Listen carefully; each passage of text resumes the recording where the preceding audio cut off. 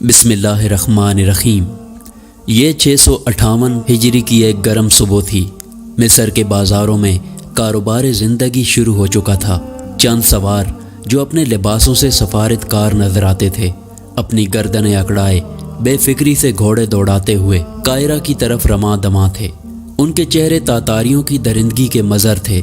راستے میں ان کا واسطہ پناہ گزینوں کے ان تباہ حال قافلوں سے پڑ رہا تھا جو بغداد کی تباہی کے بعد مصر کے گلی کوچوں میں امن کی کوئی جگہ تلاش کر رہے تھے۔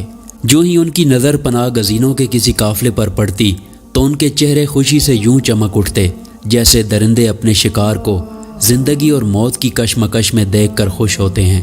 ان پناہ گزینوں نے تاتاریوں کی درندگی کے مظاہرے اپنی آنکھوں سے دیکھے تھے، اس لیے وہ تاتاریوں سے خوف زدہ تھے۔ ان کی آمد کی خبر سن کر ان کی زبان سے یہی الفاظ نکلے تھے کہ تاتاری آ گئے۔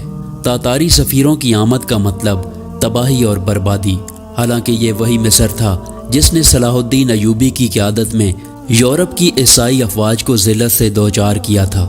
اسی مصر نے چند سال قبل 7ویں صلیبی جنگ میں شاہ فرانس کو عبرتناک شکست دی تھی، لیکن آج مصری مسلمان بھی اس فتنے کی قوت سے لرز رہے تھے جس نے دریائے جیہو سے فرات تک عالم اسلام کی اینٹ سے اینٹ بجا دی تھی۔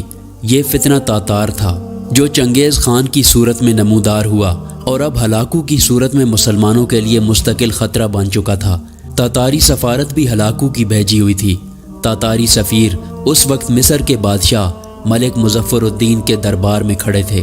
ان کا انداز ایسے تھا جیسے مصر ان کی جاگیر اور ملک مظفر ان کا غلام ہے۔ انہوں نے گستاخانہ انداز میں اپنے آقا ہلاکو خان کا خط ملک مظفر الدین کے سامنے پھینک دیا۔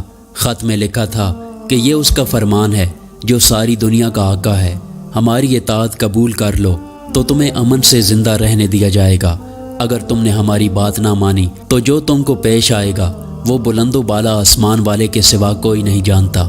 چند لمحے کے بعد سلطان نرم لہجے میں ایلچیوں سے مخاطب ہوا۔ ہلاکو کا ہم نے کچھ نہیں بگاڑا، اسے ہم پر حملہ کرنے سے باز رہنا چاہیے۔ سلطان کے جواب سے تاتاریوں کے بگڑے ہوئے چہرے مزید بگڑ گئے اور وہ نہایت بد تہذیبی سے بولے، تم نہایت خود سر اور ضدی حکمران ہو، تم ہم سے واقف نہیں ورنہ انکار نہ کرتے۔ ایلچیوں کا لہجہ سلطان کی برداشت سے باہر تھا۔ اس نے کہا کہ تم ایلچی ہو اور ایلچی ہی رہو، اپنا لہجہ درست رکھو اور ہمیں سبق نہ پڑھاؤ۔ سلطان کی آواز میں غصہ تھا۔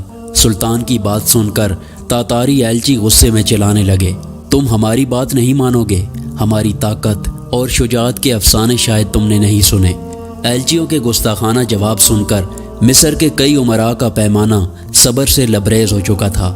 پہلی صف میں بیٹھے ایک نوجوان امیر کی آواز سے دربار لرز اٹھا۔ اس نے کہا کہ خاموش۔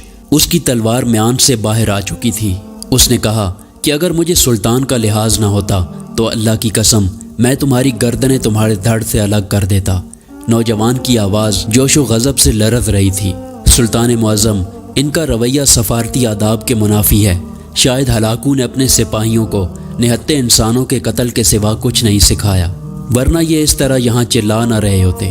مجھے اجازت دیں کہ ان کے سر کاٹ کر لاشیں قاہرہ کے چوراہوں میں لٹکا دوں، تاکہ آئندہ ہلاکو اپنے سفیروں کو مصر بھیجتے وقت سفارتی آداب ضرور سکھائے۔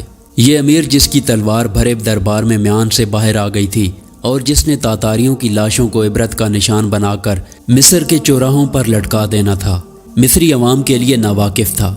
ابھی چند سال قبل منصورہ کے درمیان میں لڑی جانے والی 7ویں صلیبی جنگ میں اس نوجوان کی حیرت انگیز حربی چالوں سے عیسائی لشکر کو عبرتناک شکست ہوئی تھی۔ منصورہ کا یہ مرد میدان جس کا بچپن غلاموں کی منڈی میں بکتے ہوئے گزرا، اہل مصر کی دھڑکنوں میں بستا تھا۔ لوگ اسے امیر رکن الدین بیبرس کے نام سے جانتے تھے۔ اس قسم کی مزید ویڈیو دیکھنے کے لیے ہمارے چینل کو سبسکرائب کریں۔ شکریہ۔